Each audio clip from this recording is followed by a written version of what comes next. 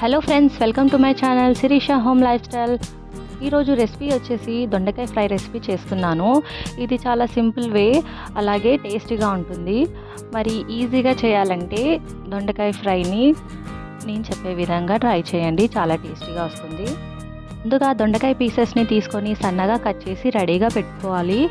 ఇప్పుడు stove on చేసుకొని ఒక పెద్ద ప్యాన్ పెట్టుకొని దాంట్లో 4 టేబుల్ స్పూన్ దాకా ఆయిల్ వేసి అలాగే పోపు దినుసులు కూడా వేసి వాటిని ఫ్రై చేసుకోవాలి. ఫ్రై అయిన తర్వాత దాంట్లో 1 టీ స్పూన్ దాకా పసుపు వేసుకొని కట్ చేసి పెట్టుకున్న దొండకాయ పీసెస్ అన్నిటిని కూడా వేసుకోవాలి. దొండకాయ ఫ్రై కాబట్టి కొద్దిగా ఆయిల్ ఎక్కువనే పడుతుంది, అందుకే నేను 4 టేబుల్ స్పూన్ దాకా ఆయిల్ వేసాను. ఇప్పుడు ఈ దొండకాయ పీసెస్ అన్నిటిని మీడియం ఫ్లేమ్లో పెట్టి ఫ్రై చేసుకోవాలి. మూత పెట్టి కాసేపు అవి ఫ్రై అవ్వనివ్వాలి. కాసేపటి తర్వాత మూత తీసి మళ్ళీ ఒకసారి చక్కగా కలుపుకోవాలి. ఇప్పుడు స్టవ్ని సిమ్లో పెట్టి మూత పెట్టి కాసేపు అవి ఫ్రై అవ్వనివ్వాలి.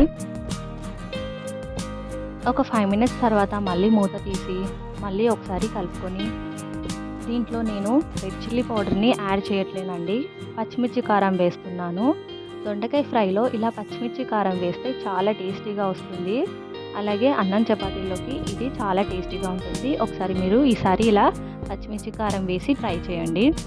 కారం టేస్ట్కి తగ్గట్టుగా వేసుకోవాలి. ఇక్కడ నేను ఒక 10 పచ్చిమిర్చిని తీసుకున్నాను. అలాగే 2 స్పూన్స్ దాకా సాల్ట్ కూడా వేసుకొని ఇప్పుడు ఈ కారం ఫ్రై అవ్వాలి, అందుకని మూత పెట్టి కాసేపు ఫ్రై చేసుకోవాలి. ఒక 5 to 6 మినిట్స్ తర్వాత మూత తీసి ఇప్పుడు ఈ పచ్చిమిర్చి కారం మొత్తం ఫ్రై చేసుకోవాలి. మొత్తం మిక్స్ అయ్యేలాగా కలుపుకోవాలి.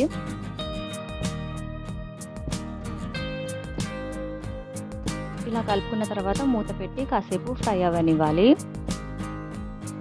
మళ్ళీ ఒకసారి మూత తీసి దీంట్లో లాస్ట్గా కొత్తిమీర, కొద్దిగా పుదీనా, అలాగే ధనియా పౌడర్ కూడా వేసుకొని కలుపుకొని ఇంకా కాసేపు ఫ్రై అయిన తర్వాత ఇంకా సర్వ్ చేసుకోవడమే. ఎంతో టేస్టీ దొండకాయ ఫ్రై రెసిపీ రెడీ అయిపోయింది.